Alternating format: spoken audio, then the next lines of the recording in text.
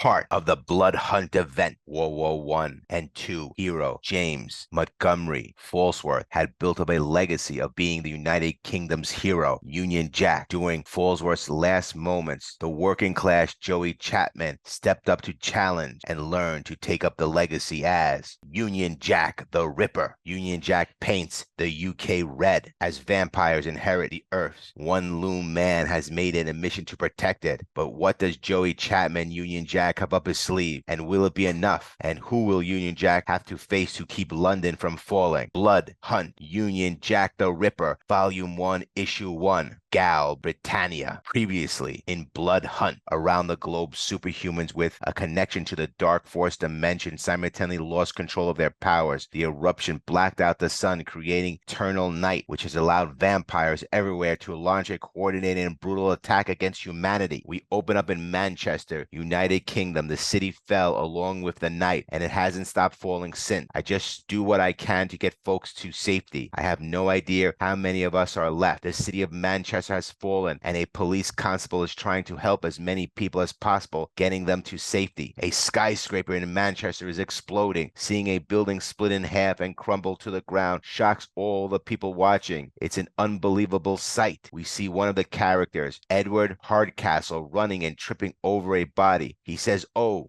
dear, over and over again, dropping his glasses to the floor. As he's putting on his glasses, the silhouette of a vampire appears behind him. Edward Hardcastle worked at a school for 18 years as an English teacher and now is another victim. The vampire bites his neck. Police Constable Mara Syal says, we've got to go. There's nothing we can do. He's finished. Mara swore allegiance to the crown, where she became a police constable, promising to keep the peace and protect both people and property. No one mentioned vampires. Vampires approach and grab hold of the policewoman. Another vampire grabs hold of the young man protecting the child. The vampire says, you are all so brave, so tasty, so dead. It seems like there's no hope, no chance for these people, as they will be fed to the vampires. The last words from Mara are, sorry, Your Majesty, I did my best, but maybe my best wasn't good enough. Maybe it was always going to end this way. Then again, before the vampires can strike, gunshots ring out, quickly decapitating 3 vampires. The remaining vampires look concerned. One vampire says, did you hear what I said? It's the Ripper. Finally, a superhero appears. It's Union Jack. He may not exactly be Avengers class, but Manchester will take what it can. He's a knight of Pendragon and a founding member of the Union. He is Union Jack the Ripper. Union Jack comes down, blasting another vampire in the face as Mara just looks on in shock. The origin of the Union Jack. Joshua Chapman was studying at art school when he met Kenneth Crichton and discovered Crichton's great-grandfather, Montgomery Falsworth, and his uncle, Brian Falsworth, had both been the wartime hero Union Jack. Also learning the Crichton's grand uncle was the vampire Baron Blood, who was returning to plague the United Kingdom. Chapman became the new United Union Jack to aid Captain America in battling the vampire menace. Following the defeat of Baron Blood, Chapman continued to operate as Union Jack with the blessing of Captain America and the rightful successor to the mantle, Kenneth. Union Jack has made sporadic appearances throughout the years since his debut, most often seen battling against Britain's vampires. Powers and abilities. Union Jack is an exceptional hand-to-hand combat and a skilled athlete. He wields a Wembley 455 pistol, a steel dagger, and his costume is bulletproof. As one of the Knights of Pendragon, Union Jack's strength was a mystical heightened to superhuman levels, roughly 5-ton carrying capacity. His endurance and durability were also significantly heightened and now has an accelerated healing factor. The police officer tries to introduce herself. PC Mara Syal, Greater Manchester Police. She tells Union Jack, we need to get these civilians to safety. Jack responds, I'm not stopping you, officer. Mara says, I'm sorry, what? I thought you would help us. Union Jack says, I think you're mistaking me for someone who gives a shit. I suggest you run fast. This is not the answer she was expecting. Like everyone on the force, I heard stories about Jack, that he had issues. But this